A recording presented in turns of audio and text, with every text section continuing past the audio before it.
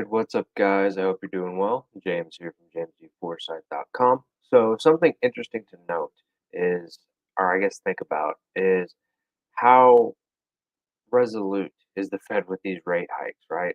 And so, I actually found a piece talking that it quotes three different Fed presidents, all with hawkish stances, um, and basically saying that we're going to keep hiking rates until inflation's done for the most part, or at least comes down to a significant degree, right? And so it's kind of interesting to think about that, especially with the backdrop on kind of legacy for Jerome Powell, right? So like how does he want to be remembered, right? And so I think that's something you have to really keep in mind is how does he want to be remembered as kind of a Volcker or kind of like an Arthur Burns, right?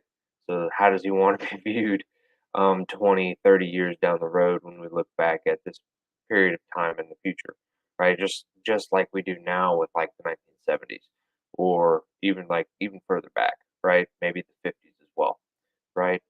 And so that being said, we're going to hop right over to the screen share to this piece from Bitcoin.com, which is kind of in terms of sourcing, it's more of just kind of a proposal in a way. I mean, like, I'm not going to give it a whole bunch of weight, but they apparently quote them exactly. So just keeping that in mind, right?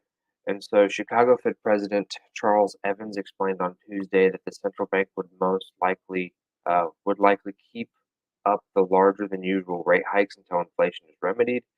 And then also San Francisco Fed President Daly, I'm assuming that's how you spell it, Daly, stressed the Fed was nowhere near done as far as implementing monetary policy measures and in terms of fighting inflation. She said the central bank still has a long way to go. And so this one I think is pretty interesting, especially considering that Janet Yellen used to be in her position ish. And so this was back in 2000, mid 2000s during the GFC and such, pretty sure, to where San Francisco is Yellen's district, if my memory serves me right. And she was the whole, like, everything's fine in California, and then the GFC happened, sort of thing, specifically with real estate in that respect. But, anyways, so the number of people who can't afford this week what they paid for with ease 6 months ago just means our work is far from done. Just another quote from her, who, and then also we go over to Cleveland, so pretty much the opposite side of the country.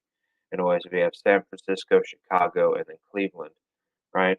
And so we have that the Cleveland Fed President Mester saying her modal outlook, or the outlook she thinks is most likely, is really that they raise interest rates and then we hold them, or they hold them there for a while at whatever level we think is appropriate. And of course, it has to be vague, as always.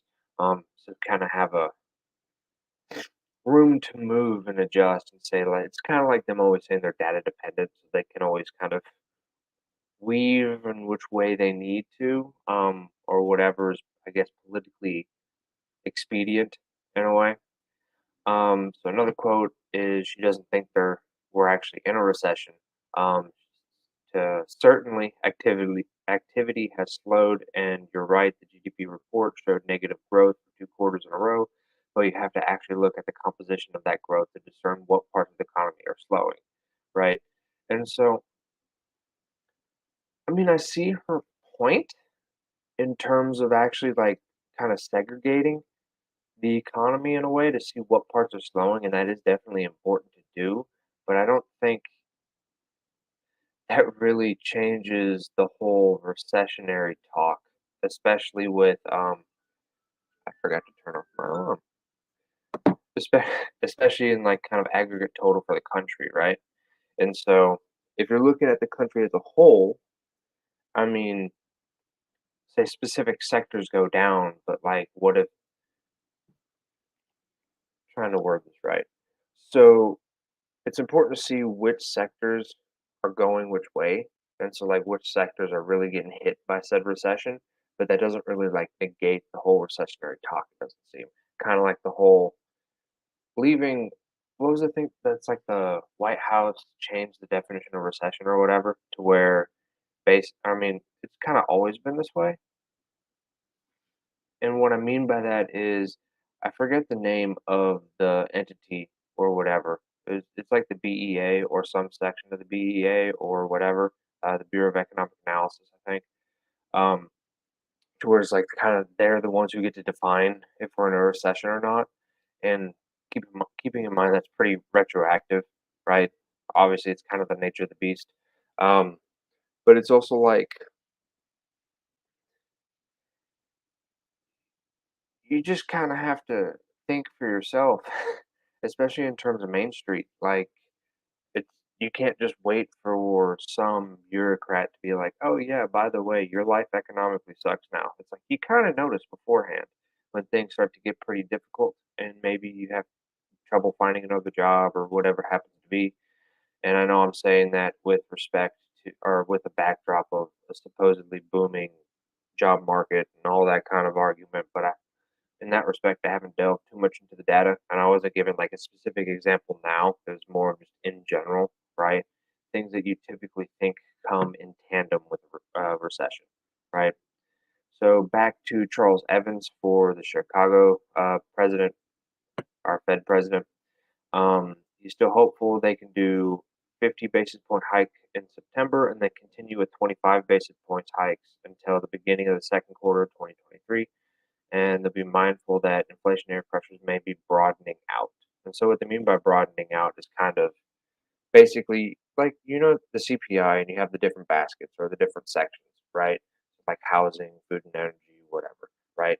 So broadening out, as in like it's going into further and further, uh, more and more categories within that kind of index, right? And so you have to keep that in mind.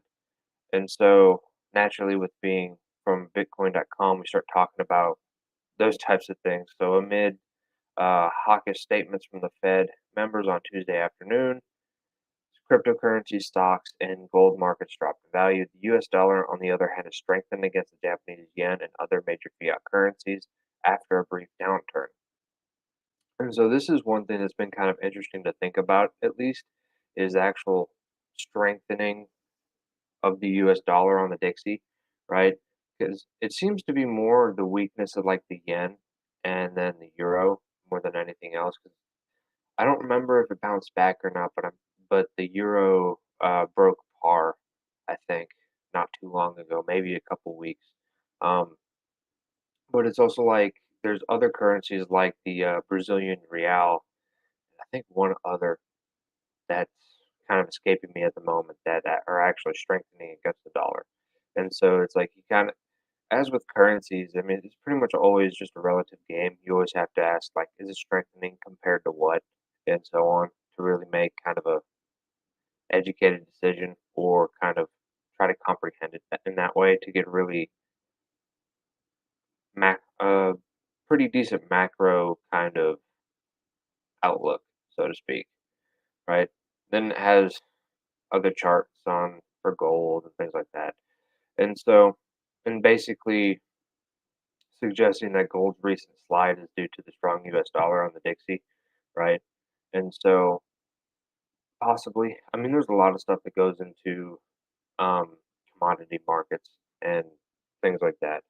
But it's also like, I think there's some merit to that argument, or at least priced in dollars, because gold isn't doing too hot priced in dollars, but it seems to be doing very well in with respect to like other currencies. So like if you denominate it in Japanese yen, it's doing fantastic. Things like that. So maybe that has something to do with the fact that the dollar is the global reserve currency. And so just having that kind of constant demand in a way kind of I don't know if that means you have to kind of separate that and meaning the dollar um from the whole concept of like what's gold's purpose in terms of an inflation head, right? Because you're basically comparing it as a separate currency in a way, saying that it's actual money. And so it's like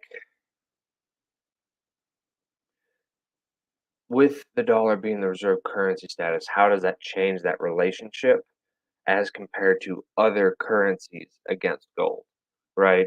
And so that's something that I kind of need to. I, I'm going to give some more thought about over this weekend, just to kind of try to understand it more, because I'm not really sure how much of a difference that relationship should play with respect specifically to gold, right? And so, kind of takeaways, we're having a lot more hawks in terms of monetary policy, um, and it seems like the stronger the I almost want to be like a complete contrarian, and I think there's a decent argument for that in terms of if you have a significant amount of Fed presidents and also board uh, governors and stuff on the board of governors becoming very hawkish, like how far can it go? Is that kind of a sign that it's probably going to turn soon? And if you look at like the yield curve, like the Treasury yield curve specifically, probably suggests that as well, right? So that being said, I'm going to leave that here. So I hope you guys have a good night, and I will see you on the next one.